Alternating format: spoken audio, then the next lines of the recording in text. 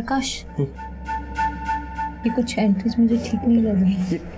दूर रहो, बिना टच किए बात नहीं कर सकती क्या? क्या है ये? हाँ, मैंने तुमसे कितनी बार कहा है कि मैं एक शादीशुदा इंसान हूँ और तुम जो सोच रही हो ना वैसा कुछ नहीं हो सकता। सर उन्हें कुछ कहना ही था तो मुझे अकेले में कह दिया होता, ऐसे सबके सामने नीचा दिखाया। मतलब जिस तरह से उसने तुम्हें एम्बेरस किया, मैं गुस्सा आया और इसी बात का तुमने उसे बदला लिया। सर ऐसा कुछ नहीं है। और सर प्रकाश ऑफिस से गए तो उस दिन मैं ऑफिस में ही थी। नहीं सर, प्रकाश जी ने कभी किसी पूर्णिमा नाम की लड़की के बारे में कुछ नहीं बताया है। खैर हम पूर्णिमा और प्रकाश के बाकी ऑफिस वालों के बारे में पता कर रहे हैं, लेकिन माधुरी जी ये भी तो हो सकता है कि प्रकाश की उसी की रिश्तेदारी में या फिर आस पड़ोस में किसी से कोई अनबन हो। सर एक बात है, 2 दिन पहले इनके यहाँ एक लड़की रहा करती थी। कौन लड़की? ये तो बोल रहे थे ये इसके कोई दूर के रिश्तेदार है, पर उसका रंग ढंग देख के हमें कुछ ठीक नहीं लगा, क्योंकि वो हर रोज प्रकाश के बाइक से ही जाती थी और घर भी शाम को वो प्रकाश के बाइक से ही आती थी। दादा चेंज नहीं है। अरे माधुरी। हाँ जी। अरे वो लड़की कौन है जो तुम्हारे घर पे रह रही है? अब रिंकी, अरे वो तो प्रकाश जी की दूर की बहन है। सर माधुरी तो बहुत भोली है, पर सच बताऊं मुझे उस लड़की को देख के कभी लगा ही नहीं कि वो प्रकाश की बहन हो। सर रिंकी प्रकाश जी की दूर की बहन है। करीब 15-20 दिन पहले वो यहाँ दिल्ली आई थी। आओ रिंकी, आओ अंदर आओ। अरे ये रिंकी है, मेरे फूफा जी की बेटी। दिल्ली में कुछ दिन हमारे साथ में ही रहेगी, जॉब इंटरव्यू के लिए आई है। लेकिन आपके पड़ोस वाले तो रिंकी और प्रकाश को लेकर कुछ अलग ही बात कर रहे हैं। आई मीन उनका मानना है कि रिंकी और प्रकाश के बीच कुछ। सर आई एम श्योर किसी को गलतफहमी हुई है। रिंकी बहन है प्रकाश जी की। रिंकी का नंबर है आपके पास? जी। रिंकी रहती कहाँ थी? सर इस बारे में तो कोई आइडिया नहीं है। सर फोन बंद है। अच्छा, जब रिंकी आपके यहाँ से गई तो कहाँ गई थी ये तो पता होगा आपको? जी सर। रिंकी कुछ दिन और रुक जाती, हमें बहुत अच्छा लगता। हाँ भी रुकने का मन तो मेरा भी था, पर अब क्या करूँ, लखनऊ में जॉब इंटरव्यू है ना, वो भी इम्पोर्टेंट है इसलिए। पर इसके बाद मैं आपसे ज़रूर मिलने आऊँगी। आपने हमें बताया कि रिंकी आपके पति प्रकाश के मर्डर से एक दिन पहले ही आपके घर से गई थी और अब उसका मोबाइल फोन स्विच ऑफ आ रहा है। आपको ये कुछ अजीब नहीं लग रहा? आप कहना क्या चाहते हैं? रिंकी का कोई फोटो है आपके पास? जी सर।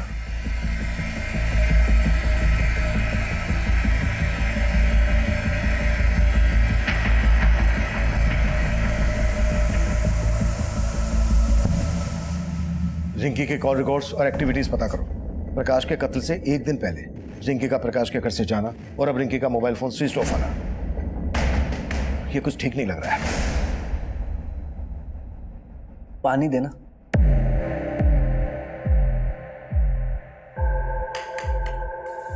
अब तो पुलिस ने भी मान लिया कि पापा जी ने सुसाइड की थी, लेकिन उन्हें ये नहीं मालूम कि उन्हें मजबूर किया गया था। लेकिन सच तो तुम भी जानते हो और मैं भी। क्या क्या कहना क्या चाहती हो? यही कि अगर मैंने सबको सच बता दिया ना तो तुम रास्ते में चलने के काबिल भी नहीं रहोगे। ये क्या बोल रही है तू? पुलिस ने कहा था मुझसे कि बिना डरे सब सच बता दूं। कहो तो सब सच बता दूं?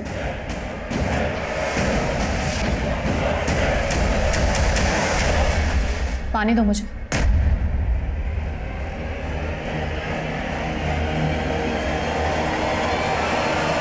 सर मैंने उस ब्लड डोनेशन के मैसेज का सोर्स चेक किया, वो मैसेज फेक नहीं था सर, गोविंदपुरा में एक हॉस्पिटल है जहां वाकई में एक बच्चे को ओ नेगेटिव ब्लड की जरूरत थी और मैंने कंफर्म किया कि प्रकाश ने अपना ब्लड वहां पर डोनेट किया था। सर प्रकाश के बारे में अभी तक जो भी सामने आया उससे ये तो साफ है कि प्रकाश काफी हेल्पफुल इंसान था। प्रकाश कितना हेल्पफुल आदमी था ये तो हमें रिंकी ही बता सकती है। रिंकी की कोई इंफॉर्मेशन? सर रिंकी का फोन नंबर पानीपत के एड्रेस पर रजिस्टर्ड है और प्रकाश की हत्या से एक दिन पहले रिंकी और प्रकाश इन दोनों का फोन जनकपुरी में एक साथ काफी टाइम तक एक्टिव था। लेकिन सर इन दोनों के बीच में फोन पर कोई बात नहीं होती थी और सब लोग बोल रहे हैं कि रिंकी लगभग 15 दिन तक प्रकाश के घर में रही थी। और मैंने प्रकाश की वाइफ की कॉल रिकॉर्ड चेक किए सर, उसमें कुछ भी सस्पिशियस नहीं मिला। हो सकता है रिंकी और प्रकाश मोबाइल फोन पर किसी ऐप के जरिए बात करते हो। एक तरफ रिंकी और दूसरी तरफ प्रकाश के ऑफिस में काम करने वाली है पूर्णिमा। इन दोनों के बीच की कहानी भी काफी अजीब है। विकास, पता करो रिंकी और पूर्णिमा का आपस में कोई कनेक्शन था क्या, और पानीपत पुलिस से भी कांटेक्ट करो। इस रिंकी का मिलना हमारे लिए बहुत जरूरी है। Sure sir.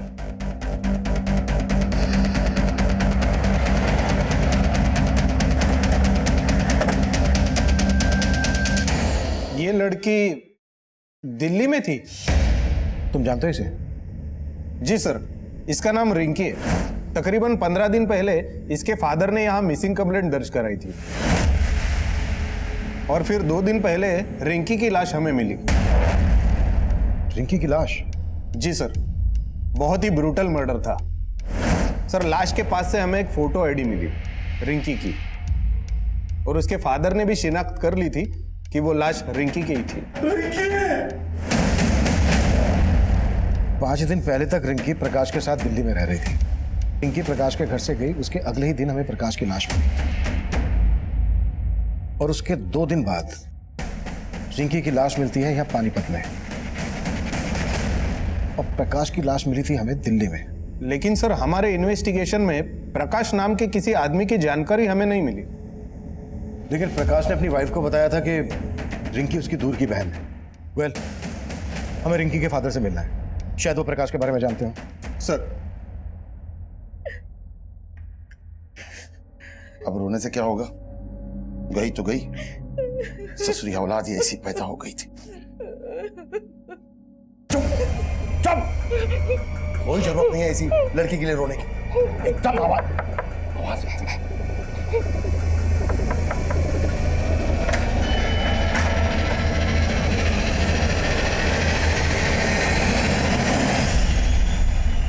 नहीं साहब, मैं किसी प्रकाश वरकाश को नहीं जानता, और दिल्ली में मेरा कोई रिश्तेदार भी नहीं। लेकिन रिंकी दिल्ली में इसी प्रकाश के साथ रह रही थी। कहीं रिंकी और प्रकाश का कोई चक्कर वक्कर तो नहीं था? ऐसा क्यों कह रहे हैं आप? क्यों मेरी मरी हुई बेटी को बदनाम कर रहे हैं? देखिए, हमारा इरादा किसी को बदनाम करने का नहीं है, हम हमारा काम कर रहे हैं। दिल्ली में प्रकाश का मर्डर हो गया है। रिंकी दिल्ली गई थी तो क्यों गई थी? और वो प्रकाश के मर्डर के तुरंत बाद पानीपत में आई, तो पानीपत में रिंकी का मर्डर किसने किया होगा? मेरी भी समझ में कुछ नहीं आ रहा है, और मैं किसी प्रकाश को नहीं जानता।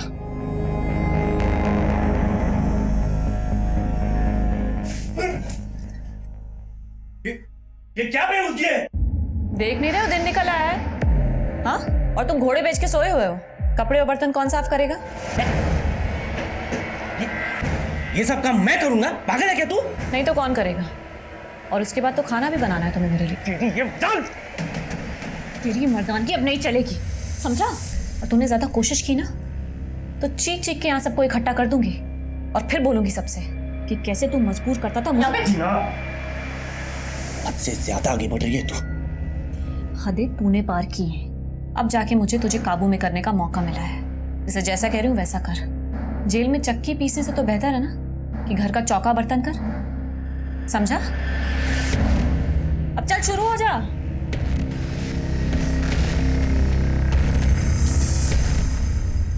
सर, ये प्रकाश की पोस्टमार्टम रिपोर्ट। सर, प्रकाश की मौत से पहले उसको काफी पीटा गया था, और सर पानीपत पुलिस से रिंकी की पोस्टमार्टम रिपोर्ट के बारे में ही पता चला है। सर, रिंकी की बॉडी पर भी काफी एक्सटर्नल इंजरी के मार्क्स मिले हैं, और मारने से पहले उसके साथ रेप भी किया गया था। प्रकाश का मर्डर रिंकी के मर्डर से 2 दिन पहले हुआ, और इन दोनों का मर्डर जिस तरह से हुआ है, ऐसा लग रहा है जैसे इन दोनों का कोई कॉमन दुश्मन रहा होगा। सर, रिंकी को लेकर प्रकाश ने अपनी वाइफ से झूठ बोला था। अरे ये रिंकी है, मेरे फूफा जी की बेटी। कहीं रिंकी और प्रकाश का आपस में कोई अफेयर तो नहीं? ये एक्स्ट्रा मैरिटल अफेयर से ज्यादा ऑनर किलिंग का मामला लग रहा है। शायद रिंकी के फादर को रिंकी और प्रकाश के अफेयर के बारे में पता चल गया होगा, और उसको ये पता चल गया होगा कि रिंकी पानीपत से भागकर दिल्ली में प्रकाश के साथ रहने लगी है। इसलिए रिंकी के फादर ने प्रकाश को यहां मार डाला, और रिंकी को पानीपत ले जाकर मार डाला होगा, ताकि दोनों केस आपस में कनेक्टेड ना लगे। लेकिन सर, रिंकी का रेप हुआ है। क्या आपको वाकई में लगता है कि रिंकी के रेप और मर्डर में इसके बाप का हाथ होगा? रिंकी के फादर को ऐसे हम क्लीन चिट नहीं दे सकते। रिंकी के फादर की कुंडली निकालो, और धोला कुआं में जहां प्रकाश की लाश मिली थी आसपास के सीसीटीवी खंगालो। शायद कोई ऐसा आदमी कैप्चर हुआ हो जो रिंकी और प्रकाश से ताल्लुक रखता है, इन दोनों में से किसी एक से ताल्लुक रखता हो। इन दोनों के कॉल रिकॉर्ड से हमें कुछ नहीं मिला है। इन दोनों के सोशल मीडिया अकाउंट चेक करो, शायद वहां से कुछ मिल जाए। Right sir.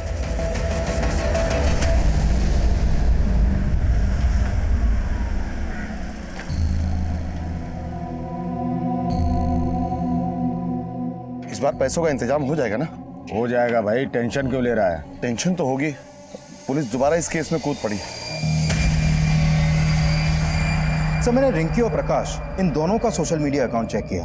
सर ये रिंकी और प्रकाश सोशल मीडिया पर भी एक दूसरे के टच में नहीं थे, लेकिन सर प्रकाश के सोशल मीडिया अकाउंट में उसी के ऑफिस में काम करने वाले पूर्णिमा के काफी मैसेज मिले हैं। ये देखिए सर। इस पूर्णिमा के अगेंस्ट कुछ मिला? नहीं सर, फिलहाल पूर्णिमा के खिलाफ तो कुछ नहीं मिला है, लेकिन सर रिंकी के सोशल मीडिया अकाउंट में एक रोहन नाम के लड़के का अकाउंट भी मिला है। ये देखिए सर, ये रोहन और रिंकी के बीच में जिस तरह की चैटिंग होती थी, उसे लगता है कि इन दोनों का आपस में अफेयर था। काफी इंटीमेट बातें होती थी सर। ये देखिए। कि रोहन रहता कहाँ है? रोहन कहाँ जा रहा है? मम्मी 4 बज रहे, कहाँ जाऊंगा मैं? ट्यूशन जा रहा हूँ। अच्छा ठीक है, पर घर जल्दी आ जाना। आजकल रोज ही घर देर से आता है तू। मम्मी एग्जाम चल रहे हैं, कल एक्स्ट्रा क्लासेस लेते हैं। ठीक है, मैं आ जाऊंगा जल्दी। क्लासेस बाद में जाना, पहले हमें कुछ सवालों के जवाब देना है। क्या हुआ सर? क्या किया मेरे बेटे ने? हमें आपके बेटे से कुछ बातें करनी है, अकेले में। हाँ सर, रिंकी मेरी दोस्त है, लेकिन सर हमारा ब्रेकअप हो गया था। ब्रेकअप क्यों हुआ था? सर ये हमारा पर्सनल मैटर है, आप ये क्यों पूछ रहे हैं सर? वो इसलिए क्योंकि रिंकी का मर्डर हो गया है। क्या क्या सर? सर रिंकी का मर्डर? हाँ मर्डर, और मर्डर सिर्फ रिंकी का ही नहीं हुआ है, बल्कि प्रकाश नाम के इस आदमी का भी मर्डर हुआ है, और दिल्ली में रिंकी इसी आदमी के साथ रह रही थी। अब तो ये बोल, तेरा रिंकी और प्रकाश के मर्डर से क्या लेना देना है? सर मेरा सर किसी से कोई लेना देना नहीं है। और सर ये प्रकाश, मैं सर किसी को नहीं जानता। पिछले 6 महीने से रिंकी से तू सोशल मीडिया अकाउंट पर टच में था। तुम दोनों की चैट हिस्ट्री है हमारे पास, दिखाऊं? रिंकी पानीपत से दिल्ली तेरे कहने पर आई, और तुम दोनों के कॉल रिकॉर्ड के हिसाब से तेरा और रिंकी का मोबाइल फोन दिल्ली में कई जगह पर एक साथ एक्टिव था। क्या छिपा रहा है हमसे? सर मैं कुछ नहीं छिपा रहा, लेकिन सर हाँ, मैं रिंकी से प्यार करता था, और सर जब वो दिल्ली आई थी तो मुझसे मिल भी रही थी। रिंकी यार, मैंने सोचा भी नहीं था कि तुम मुझसे मिलने ऐसे दिल्ली आ जाओगी। अब रोहन, मैं दिल्ली में सेटल होना चाहती हूँ, इसलिए मैं जॉब ढूंढ रही हूँ। अब क्या तुम मेरी थोड़ी मदद करोगे? ऑफ कोर्स यार, मैं तुम्हारे लिए जॉब ढूंढ देता हूँ। Thank you. अब ना मैं ट्रैवलिंग करके बहुत थक गई हूँ, तो तुम्हारे घर चले? मेरे घर? रिंकी मैं तुमको अपने घर नहीं ले आ सकता। और सर इसी बात से नाराज होकर उसने बोलचाल बंद कर दी। डीएनए करवा उसका, और जब तक डीएनए रिपोर्ट नहीं आ जाती है, हमसे बिना पूछे शहर से बाहर नहीं जाएगा।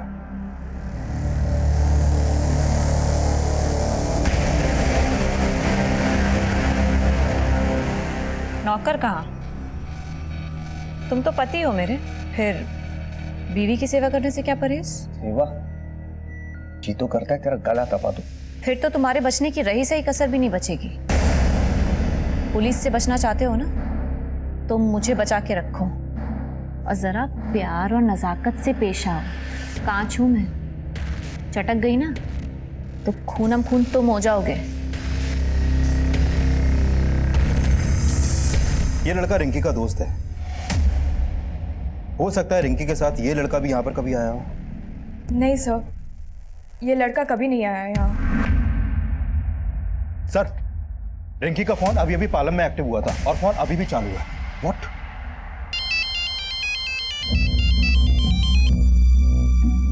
हेलो। हेलो, कौन बोल रहा है? आपने फोन किया? आप कौन? मैं राजापुर पुलिस स्टेशन से इंस्पेक्टर अभिमन्यु जिंदल बोल रहा हूँ।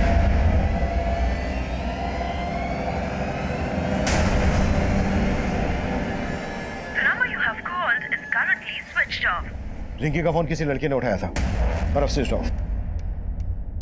विकास, पालम में जहां रिंकी का फोन एक्टिव हुआ था, वहां अपनी एक टीम भेजो। हो सकता है हमारा ध्यान भटकाने के लिए किसने रिंकी का फोन एक्टिव किया हो, और अपने खबरियों को रिंकी का फोटोग्राफ दो, पता लगवाओ कि पालम में रिंकी का कहां कहां आना जाना था। रिंकी के फादर से भी मिलो। सर। रोहन, रोहन,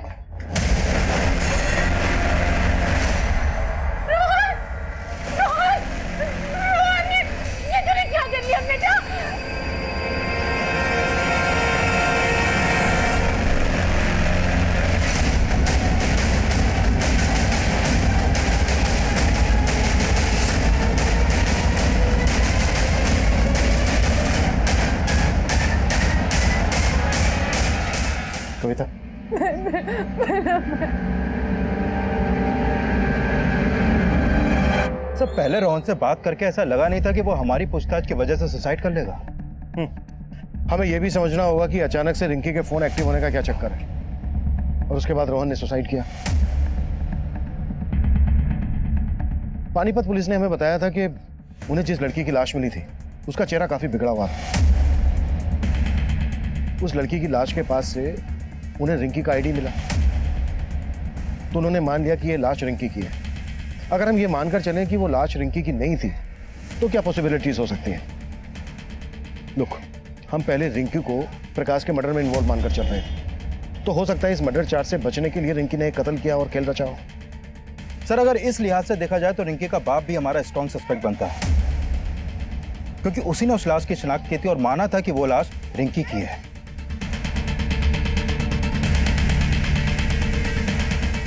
अगर रिंकी जिंदा थी तो फिर वो लड़की कौन थी जिसे रिंकी मानकर रिंकी के घर वालों ने उसका अंतिम संस्कार कर दिया था?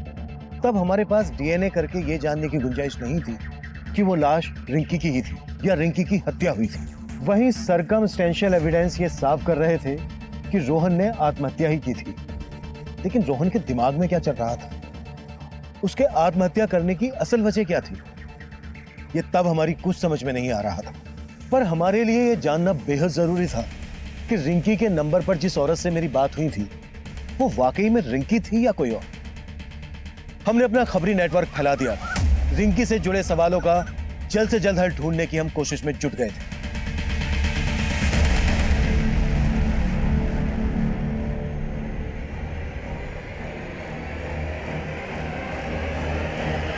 रिंकी एरिया में मिली थी। वहां से करीब 3 किलोमीटर दूर एक सीसीटीवी में रोहन अपने कुछ दोस्तों के साथ उसी तरफ जाता हुआ कैप्चर हुआ है। फुटेज इसमें है सर। और करीब 1 घंटे बाद ये लड़के उसी रास्ते से वापस लौटे। तो मैंने रोहन की मां को इन लड़कों का फोटो दिखाया था। उन्होंने कहा कि ये लड़के रोहन के कॉलेज के हैं। मिहिर और मानव से बात करनी पड़ेगी। बाकी तीसरे के बारे में दोनों बता। सर, मुन्ना खबरी का फोन आया था, वो आपसे मिलना चाहता है। उसे रिंकी के बारे में कुछ इन्फॉर्मेशन देनी है।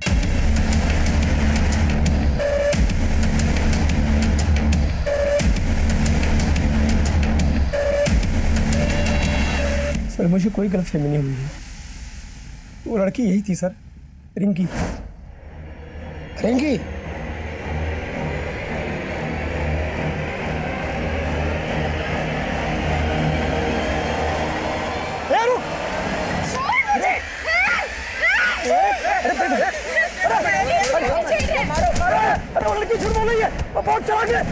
इससे पहले कि आप लोगों को खबर देता, उसने मुझे झूठा आरोप लगा के लोगों से पिटवा दिया। ये बहुत बड़ा गेम लगता है विकास। रिंकी वाकई में जिंदा है, लेकिन सवाल ये है कि वो लाश किस लड़की की थी जिसकी रिंकी के फादर गणपत ने रिंकी के नाम से शिनाख्त की थी। विकास, हो सकता है रिंकी का फादर भी रिंकी की साजिश में इन्वॉल्व और उसे पता हो रिंकी इस वक्त कहाँ है। तलब करो उसे। सर हेलो सर, रोहन के उन तीनों दोस्तों को थाने ले आया।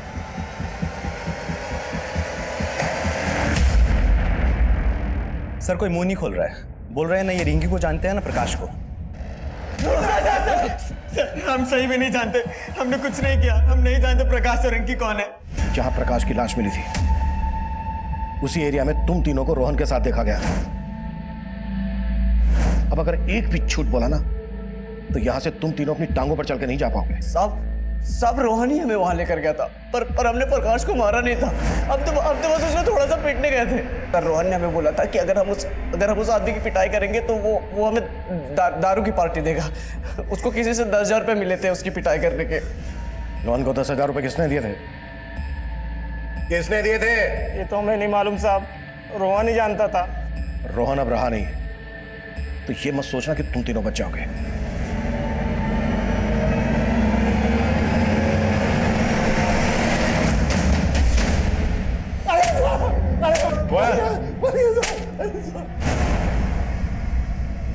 बोल रिंकी कहाँ? क्या कह रहे हैं साहब? यही साहब तो थे जो रिंकी की लाश दिखाए थे साहब। अब आप पूछ रहे हैं रिंकी कहाँ? और टंकी बंद कर। जिस लाश की शिनाख्त तूने की थी वो रिंकी की नहीं थी। रिंकी जिंदा है अभी। और अब ये बोल, अभी कहाँ है वो? बोल। हम सच कह रहे हैं साहब, हमको नहीं मालूम। तोड़ते रहो। नहीं साहब, अरे हम सच कह रहे हैं साहब, हम सच।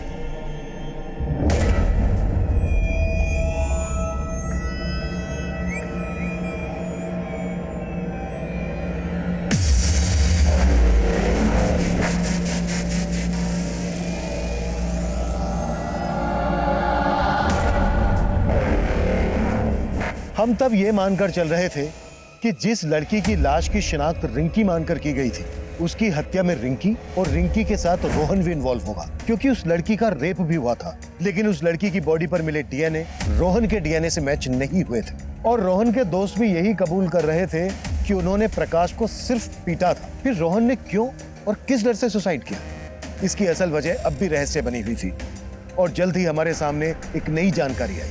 सर, रिंकी जब गायब हुई थी तो रिंकी के पिता गणपत ने पानीपत के एक एनजीओ में काम करने वाले इस दिनेश नाम के आदमी से कांटेक्ट किया था। सर, इस दिनेश के पॉलिटिकल कनेक्शन काफी अच्छे हैं। इसने पानीपत के एमएलए से मिलकर पुलिस पर रिंकी को ढूंढने का दबाव डाला था, और फिर रिंकी की लाश मिलने के बाद इसने गणपत को मुआवजा दिलाने के लिए एमएलए को अप्रोच भी किया, और फिर एमएलए ने रिंकी का मुआवजा देने के लिए प्रपोजल फाइल भी कर दिया था, लेकिन वो अभी भी अंडर प्रोसेस है।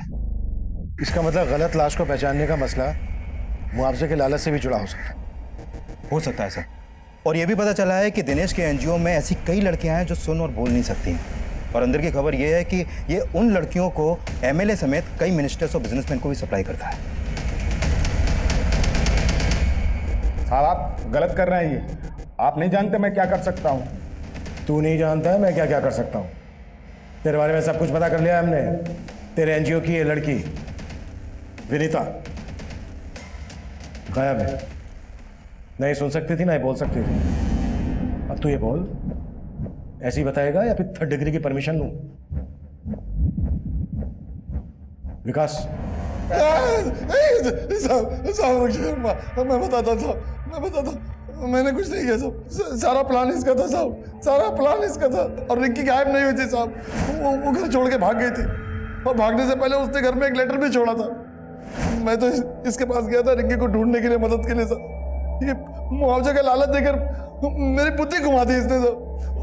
वो लड़की की जो लाश मिली है साहब, उसके बारे में भी यही सब जानता है। सब प्लान इसी का था साहब।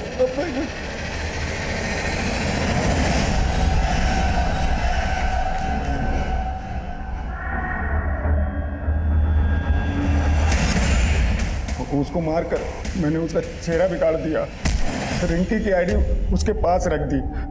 तब तक गणपत ने उसकी शिनाख्त कर ली साहब। मैंने सोचा कि इसकी बेटी के लिए सरकार से कुछ मुआवजा दिला देंगे और आधा आधा बांट लेंगे, लेकिन साहब प्रकाश के मर्डर से हमारा कोई लेना देना नहीं है साहब।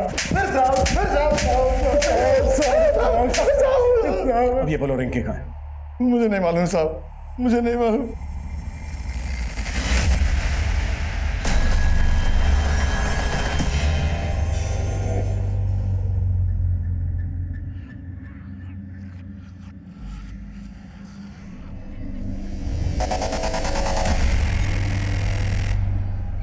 सर, ये रोहन रोहिणी में इस महेंद्र नाम के आदमी से ट्यूशन पढ़ता था, और मैंने चेक किया कि रिंकी का फोन पहले कई दफे रोहिणी में एक्टिव रहता था। सर, हो सकता है ये महेंद्र हमें रिंकी की कोई लीड थे। इसे थाने बुला लिया सर मैंने। सर, रोहन ने अपने दोस्तों के साथ क्या किया ये तो मैं नहीं जानता, पर हाँ सर, रोहन रिंकी से सच में बहुत प्यार करता था, इसलिए जब रिंकी दिल्ली आई थी तो वो उसे लेकर मेरे घर भी आया था। सर, ये मेरी दोस्त रिंकी। सर, मैं अकेला रहता हूँ, इसलिए रोहन चाहता था कि मैं रिंकी को कुछ दिनों के लिए अपने घर पे रख लूं, और मैंने रिंकी को अपने घर पे रखने के लिए 2 दिन के लिए परमिशन भी दे दी थी। पर सर, मैं रिंकी को ज़्यादा दिन के लिए अपने घर पे नहीं रख सकता था, इसलिए मैंने उसे जाने के लिए कह दिया। फिर उसके बाद उसके साथ क्या हुआ सर, मुझे सच में कुछ नहीं मालूम। रिंकी यहाँ दिल्ली में इस प्रकाश के साथ रह रही थी, आप जानते हैं इसे? नहीं सर, मैं नहीं जानता। ठीक है, आप जा सकते हैं। जी सर, शुक्रिया। विकास, इसकी भी कुंडली निकालो। सर, जनकपुरी के एक एजेंट ने रिंकी का फोटो आइडेंटिफाई किया है।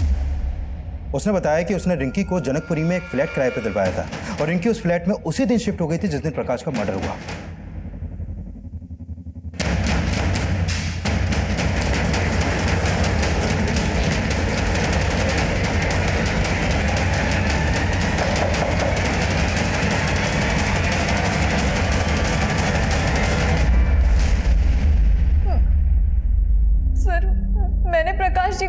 आ रहा। तो अब तक सामने क्यों नहीं आई थी? सर मैं अपने पापा से तंग आ गई थी, इसलिए घर से भाग के दिल्ली चली आई। और फिर मुझे मालूम पड़ा कि मेरे पापा ने दूसरी लड़की को मेरी लाश मानकर उसका अंतिम संस्कार कर दिया था। सर मैं बहुत डर गई थी, इसलिए छिपी हुई थी। छिपी इसलिए थी क्योंकि तुम प्रकाश के मर्डर में इन्वॉल्व हो। अब सच सच बोलना, तुम्हारे और प्रकाश के बीच क्या रिश्ता था? सर जैसा आप सोच रहे हैं वैसा बिल्कुल नहीं है सर, बल्कि प्रकाश जी ने तो मुझे अपने घर में रहने की जगह दी थी। उनकी वाइफ और उनके साथ मैं घुल मिल गई थी, लेकिन मुझे क्या पता था कि सिचुएशन इतनी वियर्ड हो जाएगी। अरे माधुरी तौलिए देना, माधुरी।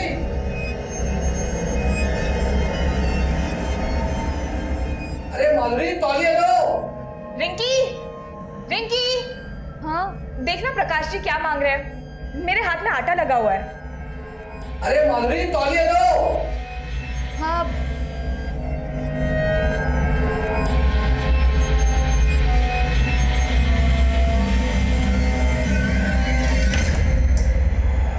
सॉरी। उस दिन पहली बार प्रकाश जी की वाइफ का बिहेवियर मुझे कुछ अजीब लगा, लेकिन ये क्लियर हो गया था कि प्रकाश जी के दिल में मेरे लिए कोई गलत इंटेंशन नहीं था। और फिर एक दिन प्रकाश जी की वाइफ ने मुझसे पूछा, रिंकी तू भी हमारी एक हेल्प करेगी? कैसी है? रिंकी हमारी शादी को 3 साल हो गए हैं, लेकिन मैं भाभी रो क्यों रही हो? रिंकी मैं आज तक प्रकाश जी को बच्चा नहीं दे सकी।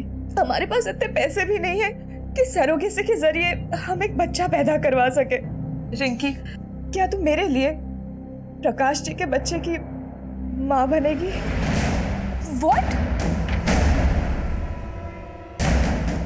मैंने तो साफ मना कर दिया और फिर अगले दिन ही मैं घर छोड़ के चली गई। और फिर उसी दिन जनकपुरी में मैं प्रकाश जी से मिली। प्रकाश जी से मिलके मैंने उनको सब साफ साफ बता दिया। और फिर आगे क्या हुआ मुझे नहीं पता।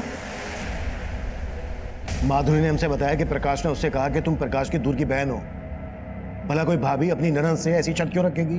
दूर की बहन? हाँ सर मैं प्रकाश जी की दूर की बहन नहीं हूँ, मुझे तो माधुरी लेकर आई थी। जी की दूर की बहन नहीं हूँ, मुझे तो माधुरी लेकर आई थी। प्रकाश जी ये रिंकी है। अच्छा मेरे दूर की बहन। तो तुम माधुरी की दूर की बहन हो? नहीं सर, मेरा तो उनसे भी कोई रिश्ता नहीं है, बल्कि मुझे तो रोहन के ट्यूशन टीचर ने माधुरी से मिलवाया था। मैं बताता हूँ साहब, सब माधुरी को मैंने इंद्रजीत जानता था साहब।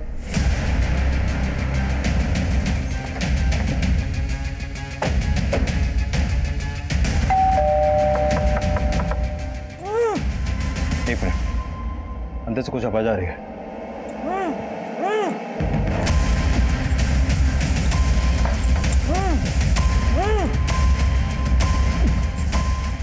दरवाजा तोड़ो। किसने बांधा तुम्हें? मेरी बीवी ने। मालूम है मैंने जो अपने पति के साथ किया वो गलत किया, लेकिन सर वो उसी लायक है।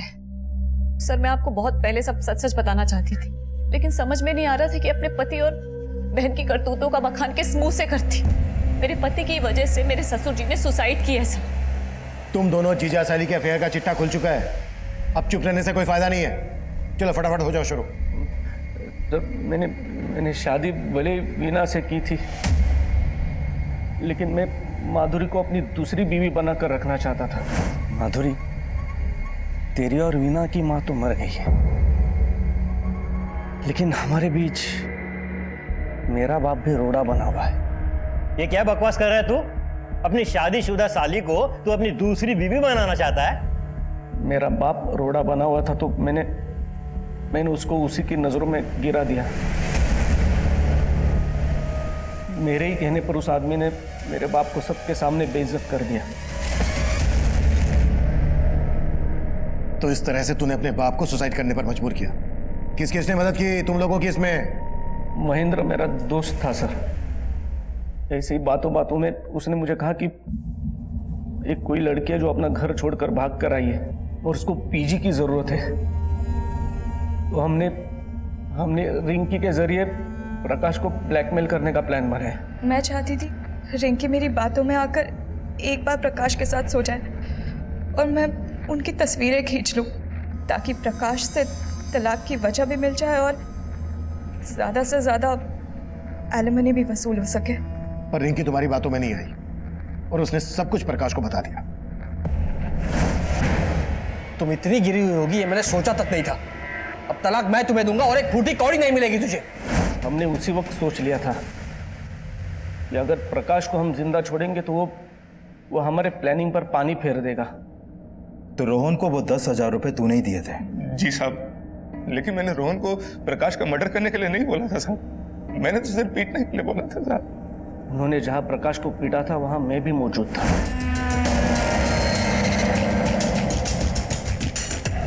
प्रकाश की मौत के बाद जब आपने रोहन से पूछताछ की तो वो डर गया था साहब, और जब वो मुझसे मिला तो मैंने उसको और डरा दिया था साहब। देखो रोहन, मैं तो मानता हूँ कि तुमने और तुम्हारे दोस्त ने मिलकर प्रकाश को सिर्फ पीटा था, लेकिन पुलिस इस बात पर यकीन नहीं करने वाली।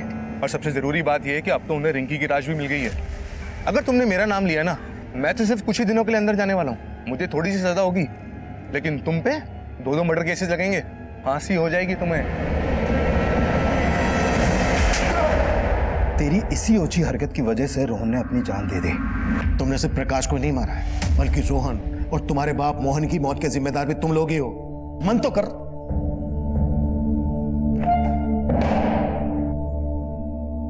अनैतिक रिश्ते वो मीठा जहर है जो मुंह लगते ही इंसानी सोच और समझ को खोखला करना शुरू कर देता है और देखते ही देखते अपराध के एक ऐसे भंवर में फंसा देता है जहां से वापसी के सभी दरवाजे बंद हो गए होते हैं। इंद्रजीत और माधुरी भी इसी राह पर थे और वो पूरी जिंदगी सलाखों के पीछे यही सोचकर पछताएंगे। उनका एक गलत कदम उन्हें कभी सलाखों से बाहर नहीं निकाल पाएगा। अब मैं सीनियर इंस्पेक्टर अभिमन्यु जिंदल आप लोगों से विदा लेता हूं। आपसे फिर मुलाकात होगी एक नए केस के साथ। देखते रहिए क्राइम पेट्रोल 10 तक। मकसद बताना नहीं, बचाना है।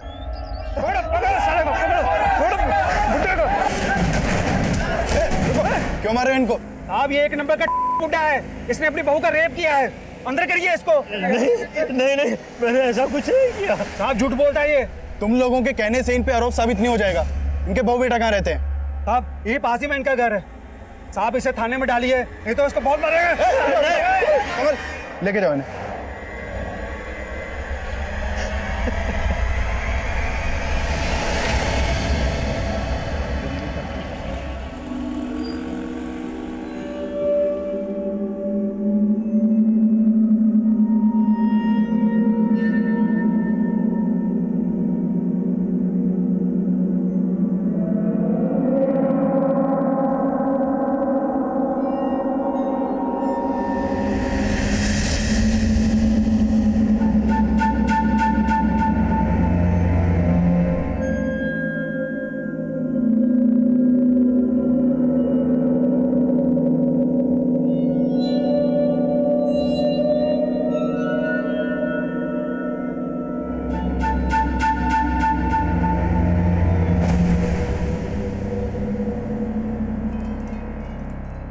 अरे क्या हो गया प्रकाश बाबू?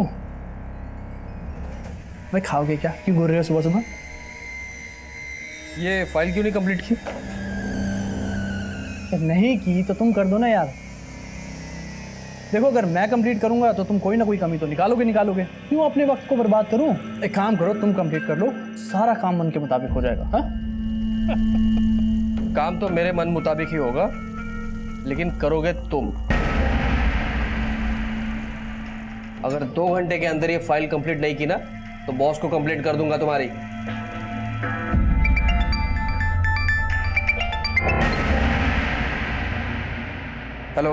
हेलो प्रकाश जी, आज आप अपना टिफिन ले जाना भूल गए।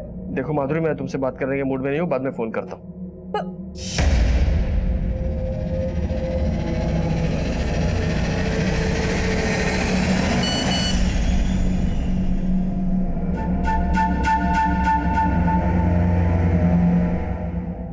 अरे सुरेंद्र सुनो। हाँ साहब,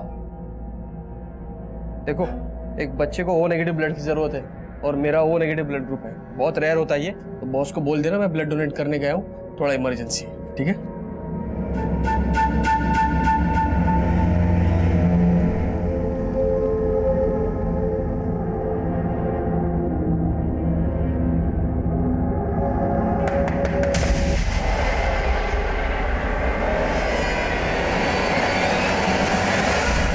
आप मोहन सैनी के बेटे और बहू हैं? जी हाँ। क्यों, क्या बात है?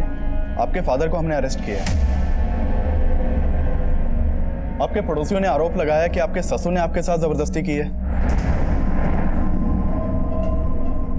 क्या? देखिए, घबराने की कोई बात नहीं, जो भी सच है आप हमें बताइए। नहीं सर, ऐसा कुछ नहीं है सर। लगता है हमारे पड़ोसियों ने आपसे झूठ बोला है सर। क्या बोला आप लोगों ने इनसे? चली जाइए यहां से। सर सच में ऐसा कुछ नहीं है, प्लीज उन्हें छोड़ दीजिए। आप बोलिए ना कुछ। जी हाँ सर, वो वीना सही बोल रही है। ठीक है।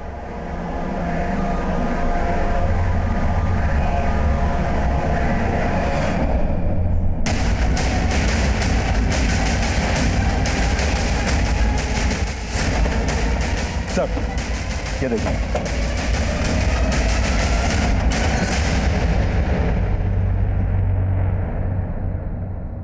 सर, सुबह एक दूध वाले ने इसकी लाश देखी तो कंट्रोल रूम में फोन किया, और ये देखिए, लाश के पास सिर्फ बाइक मिली है, इसका मोबाइल पर्स सब गायब है। एंगल लूट का नहीं लगता। अगर मामला लूट का होता तो वो बाइक लेकर भी जाते। इसकी पहचान पता करो, और देखो बाइक किस एड्रेस पे रजिस्टर्ड है। Okay sir.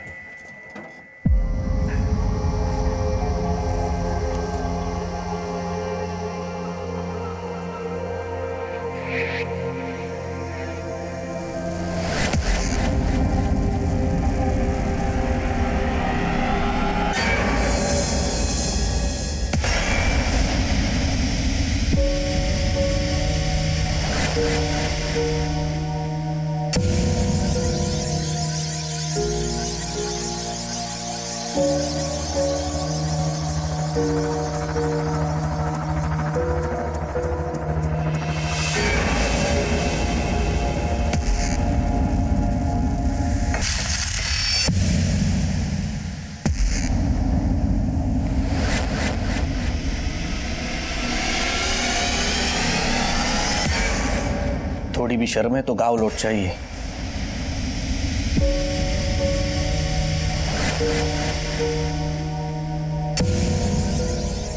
साहब, हमें ये आदमी अपने मोहल्ले में नहीं चाहिए, अंदर करिए इसको। थोड़ी भी शर्म है तो गाँव लौट चाहिए।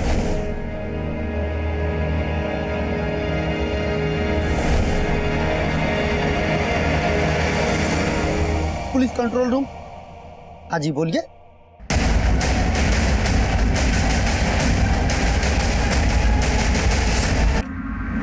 उस लाश के पास जो बाइक मिली थी वो प्रकाश शर्मा के नाम पर मोती नगर के एड्रेस पर रजिस्टर्ड है, और जब मैंने मोती नगर पुलिस को कांटेक्ट किया तो उन्होंने बोला कि प्रकाश की वाइफ ने कल रात प्रकाश की मिसिंग कंप्लेंट दर्ज करवाई थी। मैंने उसे बुला लिया सर।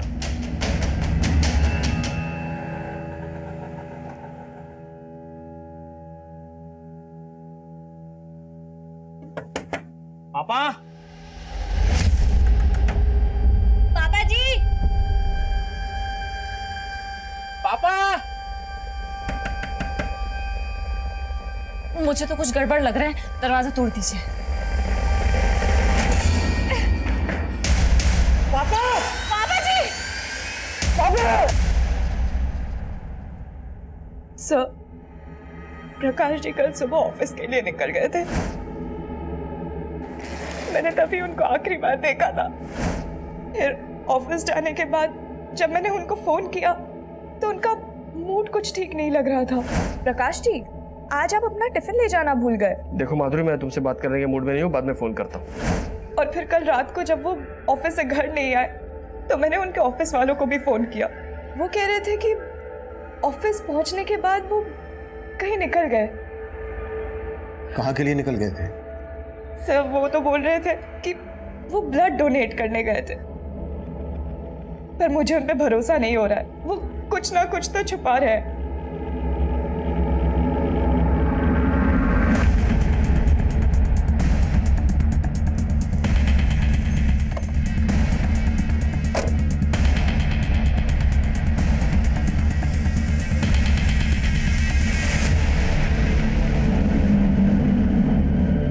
नहीं सर, हम लोग झूठ नहीं बोल रहे सर। कल सुबह प्रकाश के नंबर पर किसी नंबर से मैसेज आया था। किसी बच्चे को ओ नेगेटिव ब्लड की जरूरत थी शायद। उसके बाद प्रकाश चला गया। एक बच्चे को ओ नेगेटिव ब्लड की जरूरत है और मेरा ओ नेगेटिव ब्लड ग्रुप है, तो बॉस को बोल देना मैं ब्लड डोनेट करने गया हूँ, थोड़ा इमरजेंसी है। वैसे प्रकाश ब्लड डोनेट करने कहाँ गया था? सर ये तो हमें मालूम नहीं।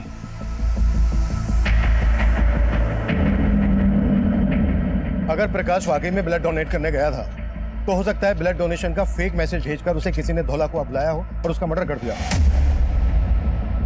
चेक करो, कल सोशल मीडिया पर ऐसा कोई मैसेज वायरल हुआ है क्या जिसमें ओ नेगेटिव ब्लड की मांग की गई हो? प्रकाश और उसकी वाइफ के कॉल रिकॉर्ड्स भी निकलवाओ। उसके ऑफिस, अड़ोस पड़ोस में सब जगह पूछताछ करो। प्रकाश से जुड़ी हर बात हमें मालूम होनी चाहिए। सर,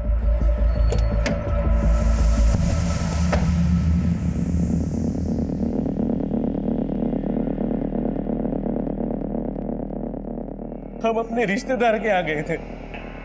वहां से आकर देखा तो पापा ने आत्महत्या की थी। क्या तुम्हारे फादर की मौत की वजह वो सब बातें तो नहीं है जो हमें पहले पता चली थी? सर उसमें कोई सच्चाई नहीं थी। सच तो ये है सर कि पापा जी उन सारी बातों से बहुत दुखी थे, ठीक से खा पी भी नहीं रहे थे। हम सोच भी नहीं सकते थे कि पापा ये कदम उठाएंगे।